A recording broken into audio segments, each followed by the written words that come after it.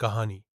लगभग 1000 शब्द दूर, दराज बर्फीली जमीन पर, आइसलैंड की घाटियों में, पेंगुइनों का एक छोटा सा गांव था स्नो वाला।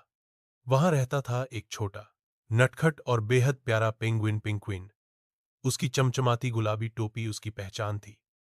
वो हर वक्त मुस्कराता रहता था, बर्फ पर स्लाइड करता, गाने गाता और अपने 3 सबसे अच्छे दोस्तों के साथ मस्ती करता। स्नूकी मुसीबत में हौसने वाली पेंगुइन, बोल्लो मोटा और धीरे चलने वाला, और टिकी सबसे समझदार। आज एक दिन का तूफान। एक सुबह आसमान पर काले बादल छा गए, तेज बर्फबारी शुरू हुई। सब पेंगुइन अपने घरों में छुप गए, लेकिन पिंक्विन ने सोचा, क्यों न स्लाइडिंग की प्रैक्टिस कर लूं। वो अकेला निकल पड़ा बर्फ की पहाड़ियों की ओर।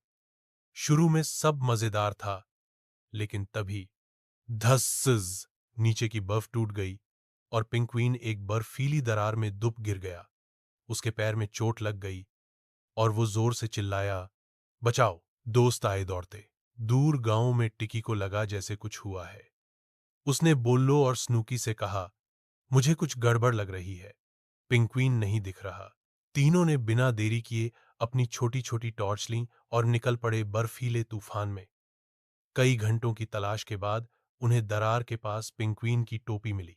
टिकी ने कहा, वो यहीं कहीं है। बोल्लो ने अपनी मोटी पीठ नीचे की और टिकी उस पर चढ़कर नीचे झांका। नीचे पिंक्विन ठंड से कांप रहा था, आंखें अधखुली थीं।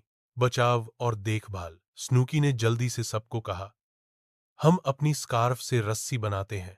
तीनों ने अपने गरम स्कार्फ जोड़कर लंबी रस्सी बनाई और टिकी नीचे उतर गया। पिंक्विन को धीरे से उठाया और सबने मिलकर उसे ऊपर खींचा। जब वो बाहर आया, उसके पर ठंड से सुन्न थे, आंखें नीली पड़ चुकी थीं। टिकी ने उसके गालों पर हाथ फेरा और धीरे से कहा, हम आ गए पिंक्विन, अब तुम अकेले नहीं हो। अब बीमार पिंक्विन पिंक्विन को गांव लाया गया। उसे तेज बुखार हो गया था। डॉक्टर बर्डी ने कहा, यह ठंड बहुत गहरी थी, इसे आराम और देखभाल चाहिए। अब शुरू हुआ असली दोस्ती का इम्तिहान।